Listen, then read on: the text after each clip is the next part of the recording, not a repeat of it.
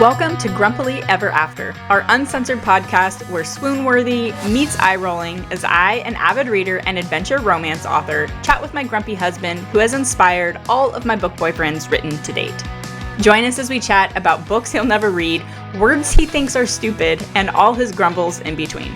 If nothing else, we hope to make you smile and brighten your day. At least a little. So, settle in and let's see where today's chapter takes us. No, it's okay. Welcome to this episode of Grumpily Ever After. My name is Lindsey Pogue. I am your co-host. I'm Dennis. Host. Period. I'm Dennis, period.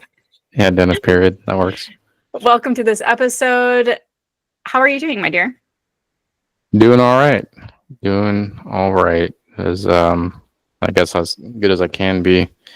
This is the week before the last week of school.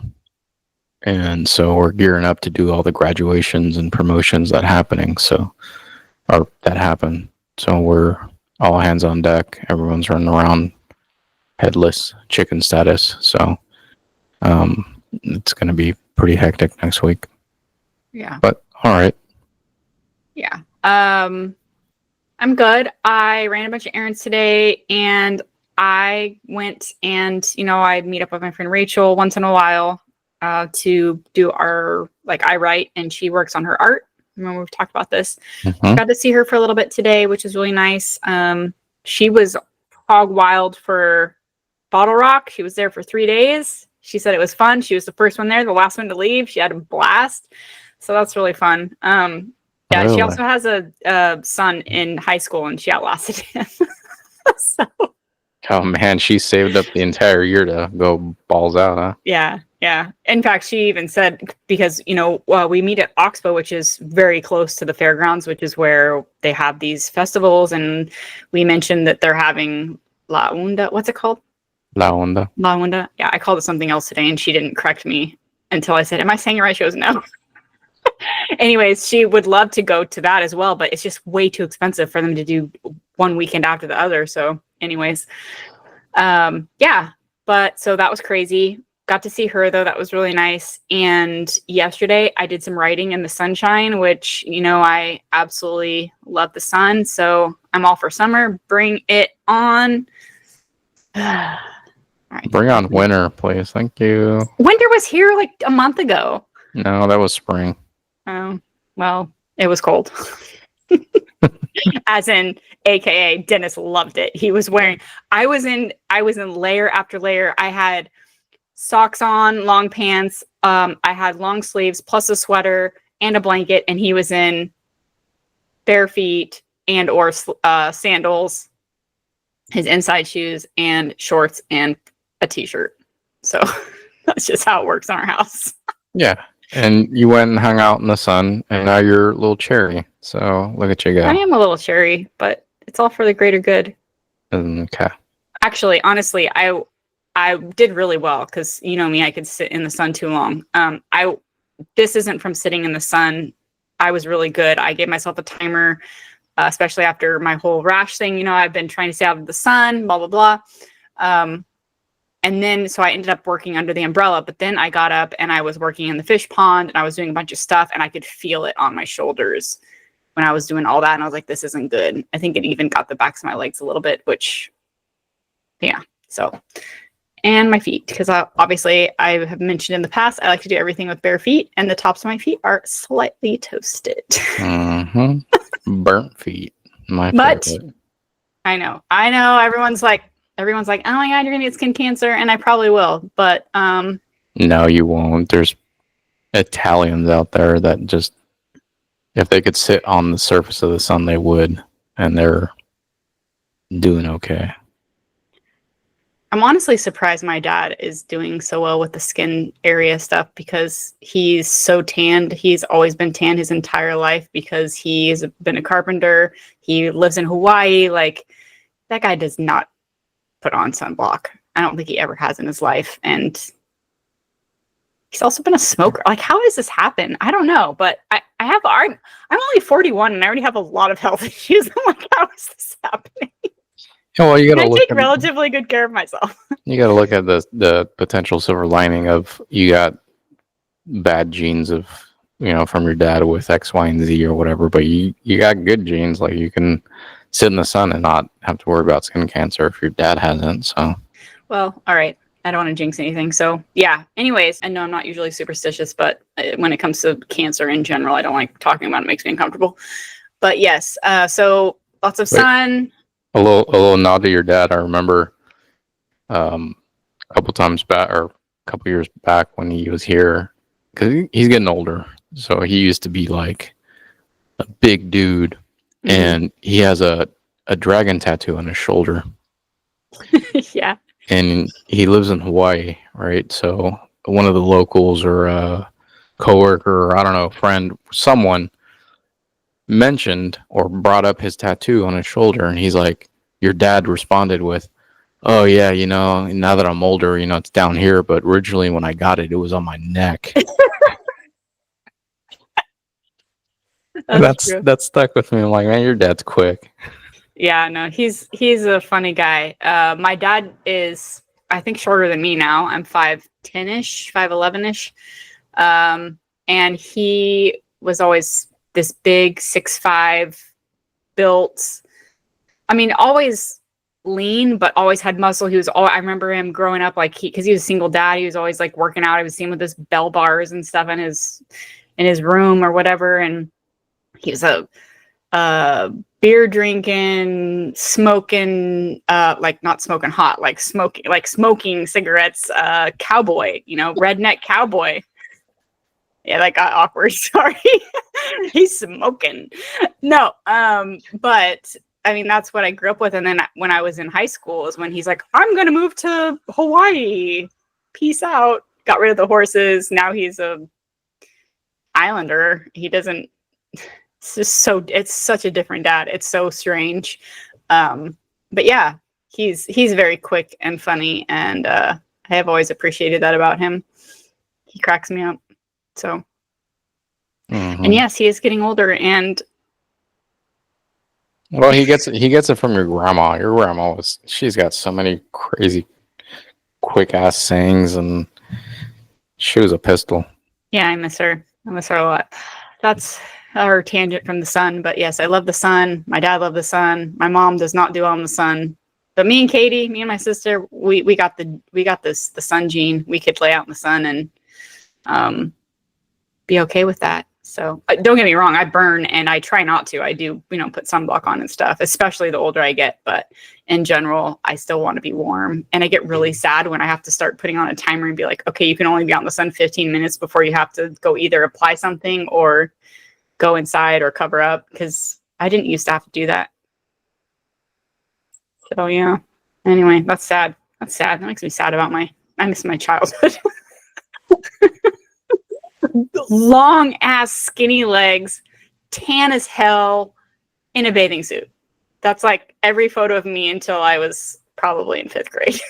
So yeah, long ass legs, like strangely proportioned long ass legs. with the same size current head. Hey, if it's not a giant head, it's long ass legs. Okay, what can I do? At least now I'm slightly more proportioned. I don't know. I'm growing. I grew into my head. Let's put it that way. Oh gosh. Okay, moving on. But something fun that I wanted to do is in the book world. There's that saying in general. It's like, don't judge a book by its cover, and that actually isn't applying to anything in the book world, because let's be honest, pretty much everybody judges a book based on its cover. That's why covers are so important. It's a marketing ploy, right? It is a strategy to catch someone's eye and portray a specific message or promise a certain experience when you look at that cover, right? So a romance cover is going to look different than a fantasy cover, is going to look different than a post-apoc cover, or so it used to be. So that's kind of a reason why I wanted to do this, because now, why are you making that face? Is calm coming? I'm summoning him. Why do they have to make everything so difficult? Now it seems like you're alluding to hybrid type of book Oh, yeah. covers where things Yeah. are misleading and Yeah. what the hell? So it's because it's like everything, there's an evolution, right? There's a trend. What sells? So for instance, romance covers used to have the men with the bare chest. Now it can be just as steamy as, and that's, let's be honest, it could have a man with a bare chest that just said romance. That didn't mean it could have been any level of steamy at that point. It could have been like, and I guess steam is actually different than spice. So steam is like sexual tension and it's sexy. Spice is like sex, right? There's kind of a difference. So let's just say that, let's just pick, there's a random cover and it has a bare chested guy and that's pretty much all you can see is his chest, and they're going to know what they're getting with that. Whether it's super spicy or not, they know it's a romance and they know that there's some sort of attractive leading male character, right? So fast forward to now, those are still a thing, but mostly what people are doing now is they're doing quote unquote discreet covers. So now what happens, and this happened in book club, we had no idea, and I'm not a prude. I read every type of romance you could probably think of, okay? Or I've at least dabbled, or I've tried it, or I know authors who write it. Like, I have zero judgment. But when you pick a book for book club and you have a specific, like, for instance, we picked this book, and of course, I'm sure it was my pick, right? Because I had no idea. It had a really cute cartoon cover on it, and it was all illustrated, and it was called Fixer Up. So it was a play on this guy who comes to do remodeling for this girl's house. Okay, fun. Yeah, fun rom-com. Like, it'll be a cute little romance. That thing was, back in the day, that was like the steamiest thing that I had read, and we all read it. And we came back to a group and we were like, what the hell? That's not what we were expecting. Not that it was bad, but we had no idea what we were actually going to read, right?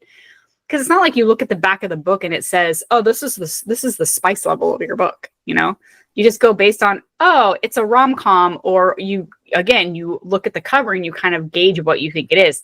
So now it's so hard when you have these quote unquote discreet covers that make it look harmless, but it's not. It's just, it's a mind fuck is what it is. And I'm not saying that I don't like it, but I'm not saying that it makes it any easier to decide. For people who are just picking up an author they've never heard of before, they don't know what they're getting themselves into, right? If you are going and you're going to pick up an author that you have read before and you kind of know what you're getting into, it's a completely different story. So it's, anyway, kind of a tangent, but again, it used to be judging a book by its cover is how you knew what you were going to be reading. So I thought it would be fun, especially for Dennis, as somebody who has never really read for pleasure, to go through all my books. I don't even think you looked at all of them, but go through all my books and pick 5 covers that interested him, and then we'll figure out what they are. But I just wanted to know what were the 5 covers that got his attention, what he thinks they're about when I show them to him again, and then we'll see what they're really about, just because I want to see what he picked, what it actually is, his thoughts on that, and then we'll talk about if I've read it or not. Okay? Yeah. Okay. I burped. Yeah, I know. Try and not do that in the mic so I can cut it out. Oh, I blew it out the side. Okay. So anyways, so just to be clear, Dennis picked 5, and then he has 2 honorable mentions. So we're going to start with the 5 first. Wait. So let me start with saying how I picked them. Oh, perfect. Yes. So I was given this homework assignment easily 4 days ago, and I didn't do it until about 5 minutes before we were going to record. So I didn't have enough time to actually look at the covers, because she's got them stacked where essentially just the spine is there. So what I did was I perused through the biggest bookshelf.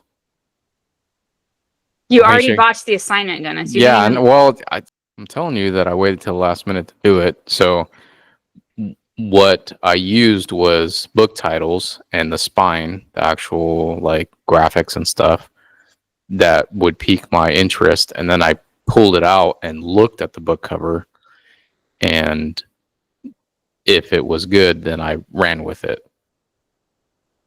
Okay. So I don't even know at this point if my introduction even Well, you can makes edit. sense. You can No, edit no, no. that. You can edit that out then, and we'll just say I picked. No, these no, no. off It's the- fine. No, I'm not going to do that. So, okay. So then just to recap, the 5 quote unquote main ones that you picked, you saw the title first, pulled it out, looked at the cover, and you're like, okay, the cover is also interesting, so I'll pick this. Yes. Okay. All right. So we'll start with this. Crazy Hawk, a post-apocalyptic thriller that you picked. This is the spine, if for those of you watching the behind the scenes. All right, so tell me why you picked this one based on the title and cover. So what drew me to this book was the name of Crazy Hawk, Okay. because it sounds like crazy I don't know where you're going with this. rooster. Crazy Cock, you can say it. This is a mature audience. Yeah, Crazy Cock. Like, what the hell is that? And then I pulled it out and saw the book cover. I'm like, oh, that's cool. That's badass. There's a freaking tank. There's someone running from the tank in a horse type of thing, hopefully doing zigzags or lateral runs. That is one of Dennis's biggest pet peeves, everybody, when we're watching any movie or show when they're running from being shot at. If they don't do zigzag, Dennis gets really pissed off. What's your show Game of Thrones. Thank you. The kid is an Mhm. idiot. He Yeah. deserves to die. Okay, So, there we go. I do like it. It's simple. It intrigued me. Like, I'm like, the name's weird. What the hell is Crazy Hawk? Probably the horse name, but it was cool. Okay, so I haven't read this one. I bought this one because it sounded really cool. It says a riveting futuristic tale of global ruin and rescue. Crazy Hawk, a post-apocalyptic thriller. It's by R.J. Stewart. I've never read that before or read any of their work before. It says Deirdre lives for one purpose, to get her sister back. If she has to kill the kidnappers, that won't be a problem. She's good at that. And then on the back, it's nothing but accolades. So this is a thoroughly absorbing book, one filled with thrilling action and psychologically subtle character portrayal. An exhilarating story about love and family set in a post-apocalyptic landscape. Black powder guns, horses, and outlaws give this futuristic set novel the intriguing flavor of a Western. And just like he did with Xena Warrior Princess, R.J. Stewart, okay, well, I guess that's what he is known for, has built an amazing world and filled it with badass characters. Every page reveals a surprise about what our world has become in R.J.'s vivid imagination of a possible future. All right, so yeah, I bought it because I thought it sounded really awesome. And no, I have not read it, so good pick. Aye. All right. The next one on the pile is Better Than the Movies, which is by Lynn Painter. This is the cover. This is the spine. Pretty edges. All right, Dennis, talk to us about this one. So this one, I saw the edge because that's how you had it laid. Yep. And the spine wasn't out, and I liked it because it had music notes. It has a boombox. Yeah, so when I grabbed it and then I saw Better Than the Movies, I'm like, I don't know. But the more I stared at it, I liked the color contrast between the font and the yellow back. And then I like that they're referencing a bunch of movies. So I really have no clue what the hell the book's about, whether it's like talking about or dissecting love interests within each popular staple type of movies or what. But so Lynn Painter, I've only read a couple of her books, but hands down, she's one of my favorite authors. She's the one, I was just reading Accidentally Amy, that one with the coffee.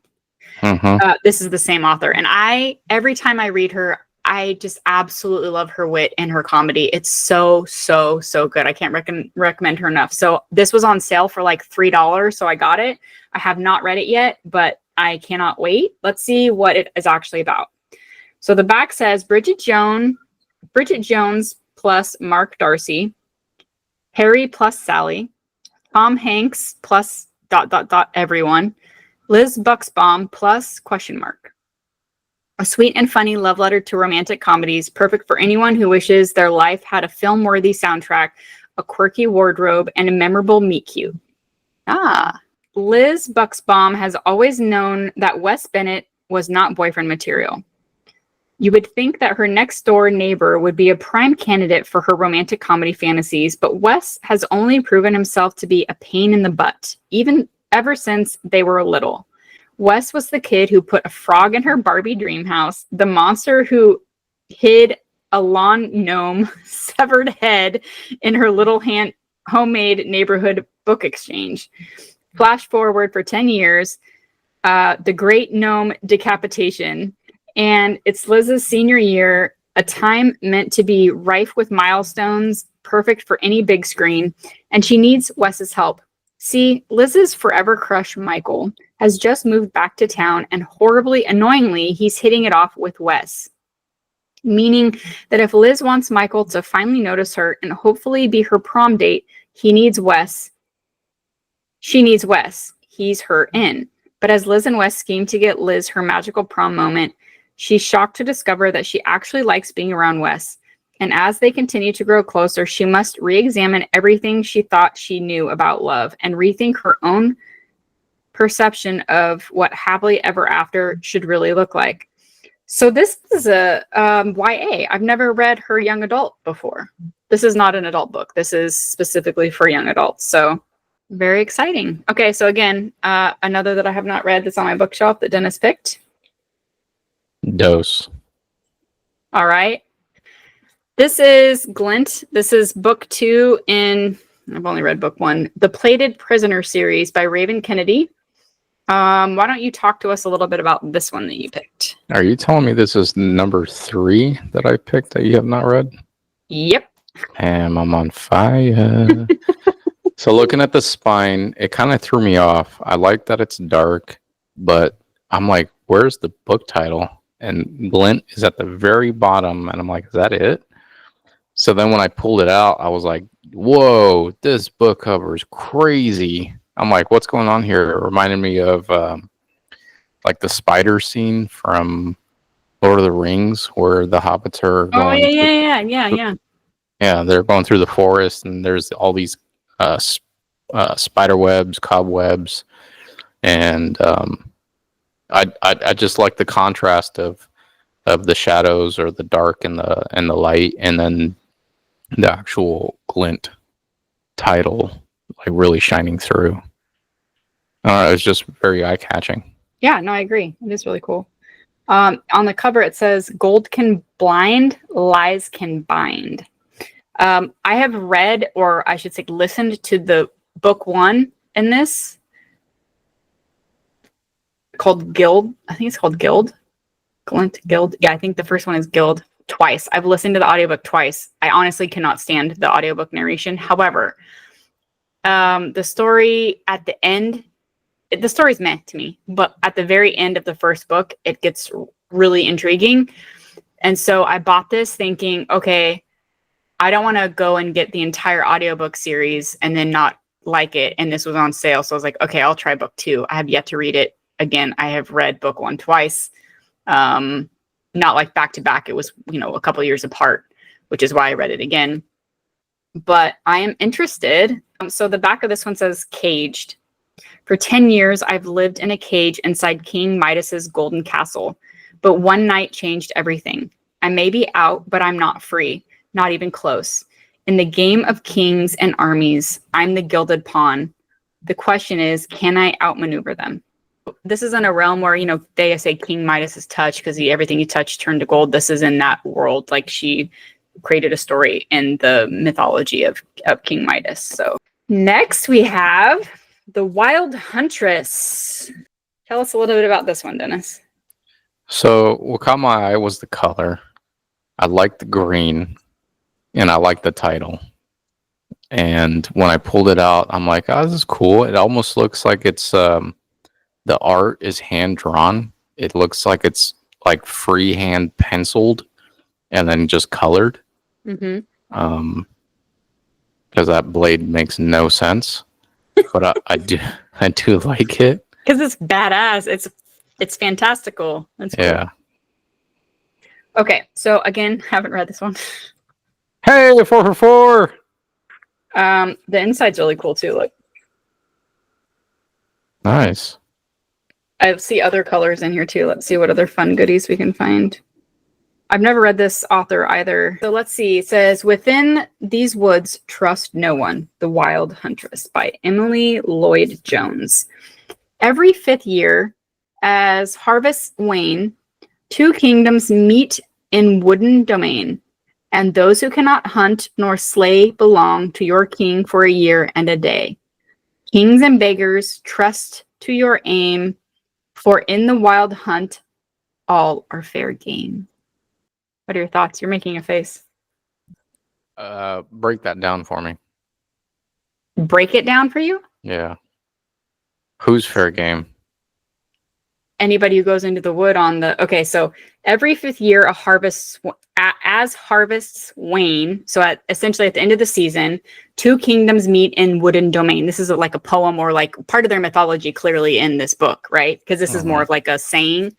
So 2 kingdoms meet in wooden domain, and those who cannot hunt nor slay belong to your king for a year and a day. So probably somebody who's not a hunter or who has no skills with maybe a weapon belong to your, I'm guessing, belong to your king for a year and a day. So that they have to go to these trials, it sounds like, for a year and a day. Kings and beggars, trust your aim, for in the wild hunt, all are fair game. So it doesn't matter if you're poor or if you're royalty, everyone is fair game in these trials. That's what I get out of this. But the people that don't have the hunting or slaying ability are off, like, tending to normal duties? Before the games? Yeah, that's what it sounds like. So like it sounds like if you could be somebody, you could be a steward or and work in a freaking stable. You could be a stable boy, and you might, again, I haven't read this, so I don't know exactly, but it sounds like people who don't have skills are thrust into these games for a year and a day. And so again, king, prince, princess, whoever, it doesn't matter where you are on the social ladder. If you aren't, it says those who cannot hunt nor slay. So if you don't have those skills or that background, perhaps, then you're thrown into these trials and you're fair game for whatever comes. That's what it sounds like. Oh, snap. Yeah. That's cool. Yeah. I like the whole, whatever it is, the synopsis, how they describe it. The synopsis sounds like almost like I'm rolling the dice on a Jumanji board, and that's what pops up on the center part. If you want, there's an actual description. Would you like me to read it? No, it's all right. I won't leave that as it is. Okay. And last on the pile of 5 is Nacticadia by Keri Lake. If you're in the book world, you have definitely heard of this. It has a very creepy cover of a skull and lots of flowers and moths. And so I'm assuming you saw the cover or the binding first, Dennis. Please explain your choice to us. Yeah, I like the font. I like the color. There's some perp in there. The font reminds me of the Neferatu or whatever that movie is. Yeah. And especially it starting with an N. I think my mind just went in that direction. When I pulled it out, I saw how dark it looked with the skull, but it still looked a little vibrant with some color. It looked pretty cool. Yeah, so we actually read this in my book club. Not in my in-person book club, but in my reader book club. And this was my first Keri Lake book. And damn, it's very good. It is dark academia, very creepy. It is, when I say dark academia, it takes place essentially on this island in this old castle in these ruins. It's essentially this really elite school, but the science, like they go there for different reasons, but this girl specifically goes for these worms in this whole, I don't even know what you call it. She's not really going for science, but anyway, it's for research, and it is very gothic. It is very dark. It is so creepy. The scenes with the worms are disgusting, but that's what makes it so good. I will read to you the back. On the front, it says Nacticadia, but then on the bottom it says the dead teach the living. It says, after watching my mother succumb to a mysterious illness, I promised myself two things. I'd find the cure for what ravaged her and leave the godforsaken city where she abandoned me. 4 years later, I receive an acceptance letter from Nacticadia University, one of the oldest, most prestigious schools in the country. Nestled on a secluded island off the coast of Maine, it's rumored to be haunted by the souls of the mental patients exiled there centuries before, those whose bones are said to make up the island's white sandy shores. And restless ghosts aren't even the most daunting peculiarity. Deverick Bronwell, known on campus as Dr. Death, is a brilliant pathologist in charge of the Midnight Lab. He's also my devastatingly handsome professor who seems to loathe tenacious first years like me. Except his dark and enigmatic gaze tells me all the ways he would devour me if given the chance, and his stolen kisses burn my lips with forbidden jealousy. I crave his authority. He aches for redemption. Together we're toxic, delicious fodder for the prying eyes, hell-bent on exhuming the rotting skeletons of our past. For the dead have much to teach, and it's only a matter of time before Nacticadia's most depraved secret is resurrected. Again, this is a dark romance, but the actual world building, the science, the lore, like everything around this is so creepy and so cool. This is probably the best, like, gothic, dark academia forbidden romance that I've read. So I'm really excited to read. This is my only book that I've read by her so far, but I highly recommend it if you like really great, believable world building. I mean, to an extent, right? But it's really, really cool. This is one that I think, aside from the romance part, I think you would like, because it does have that creepy, slithery, I don't even know, like just that level of grotesqueness to it that I think you would really find fascinating. That goosebumpy feel. Yeah. And it's written really well. So in those scenes where it's happening, you're just like, what the hell did I just read? Ugh. Nice. Yeah. I'm 4 for 5. I was on a roll. Yeah, I knew that I'd at least get you with this one I have read. But anyways, okay, so honorable mentions. Are you ready? Yes. The Bones Beneath My Skin by T.J. Klune. Tell us about this one. Again, looking at the spine, I like the title because it reminds me of a song called Skeleton by Block Party.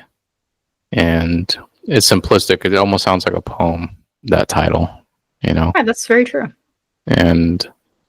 But when I pulled the book out, I looked at the cover. And hey, thanks for clarifying. Oh, God. It looked like a kind of child's book. The colors, I don't know if it's like a bubble pop thingy-majiggers or something. I don't know. I read it, or I looked at it, and it looks kind of three-dimensional, like almost like it's clay created, or very artsy. I'm like, man, I was expecting it to be a little bit more dark or super reflective, not just a claymation type of kids cover thing. Mm-hmm. But I did like the title, is why I pulled it. Okay. So TJ Klune is an amazing author. I have not read this one. Hello. I have not read this one. He is the author of House on the Cerulean Sea. He's an LGBTQ author. I don't even know what it's about, but as soon as I saw it, I knew that I would want it because, again, I love LGBTQ stories and I love his character building. Okay, so this one says, the bones beneath my skin, there's nothing more human than a broken heart. My dyslexia is on a roll today. All right.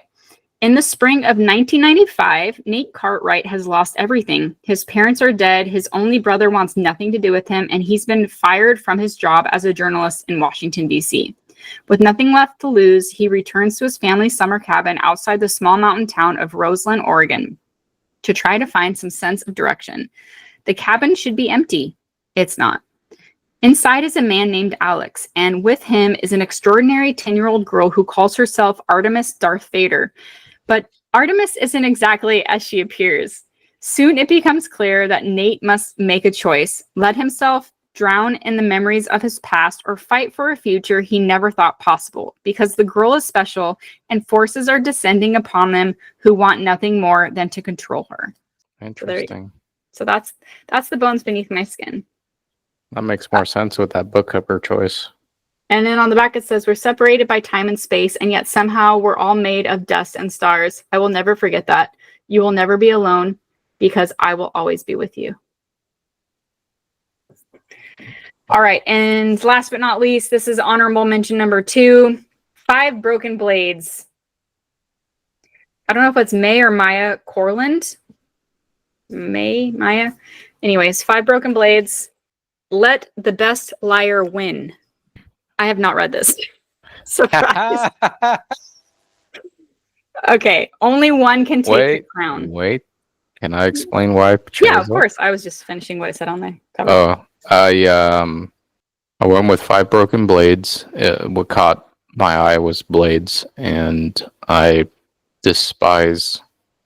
like knives. I really am. I'm not like to the level where I collect swords or anything like that, but I do admire them. I appreciate knives. But as Lindsey, we'll sit there and watch a movie, and if there's a knife scene or a knife fight, I turn into a little schoolgirl and cover my eyes, because that would be my worst form of death, is just getting slit up. I'd rather just get shot. So I'm like, oh man, 5. What's this? 5 blades? 5 broken blades. 5 broken blades. And then it also made me think, like, wow, is it a ninja star that broke? Is it 5 people that are inept and somehow they got their... I don't know. Anyways, piqued my interest. I pulled it out, and I think the cover was, I don't know, too simplistic, too generic. So that's why I kind of put it aside. All right. Well, let me read what it's about, and then we're going to do something. All right. So it's the season for treason. The king must die. The 5 most dangerous liars in the land have been mysteriously summoned to work together for a single objective: to kill the god king, June. He has it coming. Under his merciless, immortal hand, the nobles flourish, while the poor and innocent are imprisoned, ruined, or sold. And now each of the five blades will come for him. Each has tasted bitterness, from the hired hitman seeking atonement, a lovely assassin who seeks freedom, or even the prince banished for his cruel crimes. None can resist the sweet, icy lure of vengeance. They can agree on murder. They can agree on treachery. But for those 5 killers, each versed in deception, lies, and betrayal, it's not enough to forge an alliance. To survive, they'll have to find a way to trust each other, but only one can take the crown. Let the best liar win. So we have an array of genres here. We have an array of covers. I've only read one of them, so obviously I'm taking that off the table, but I'm going to pick my next book based on the one that you pick out of the stack. So, and I will report back. So you tell me. I'm going to pick the next book you read. Yep. Oh my God, that's so much pressure. No, because there's certain ones that probably stuck out that sounded interesting to you. No, 100%, but... All right, so let's go down the list. So, The Wild Huntress. Can you put that in the running? Yeah. Separate piles? Separate piles. Glint. Not running. Okay. Better Than the Movies. Running. Crazy Hawk. Running. The Bones Beneath My Skin. Not running. 5 Broken Blades. Not running. Oh, okay. So then out of Crazy Hawk, Better Than the Movies, and The Wild Huntress, what is your choice, sir? So there's The Wild Huntress. This is the Trials one. Yep. Better Than the Movies. The YA, got it. YA one. And Crazy Hawk, the post-apocalyptic survival one.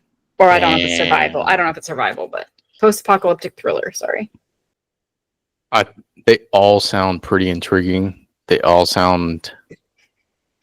they sound fascinating. I think I'm gonna go with the Wild Huntress.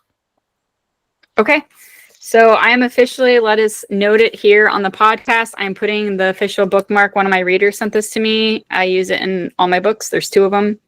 I'm putting this in.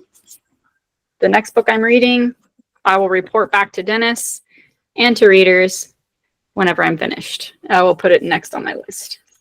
All right. I picked the thickest one too, huh? No, you didn't. You didn't. Oh. I mean, it's not thin, but it's this 5 Broken Blades is thicker. So yeah. So anyways, I'm really excited. I mean, I picked all these books because I wanted to read them. And that's part of the reason why I love the book clubs is because I get to pick things off my shelves and be like, hey, who wants to read what? What do you vote on it so that I can, it's just easier for me to pick that way. Right. So yeah. Anyways, I'm excited. I've been wanting to read this one. So I will report back to everybody. That's exciting. I got to pick your book. You did. You did. Now you get to say what you're grateful for. Ah. No, I was thinking about this yesterday. And I know you're not supposed to compare yourself to people, but it's human nature to compare. So what I'm grateful for is you and I and where we're at.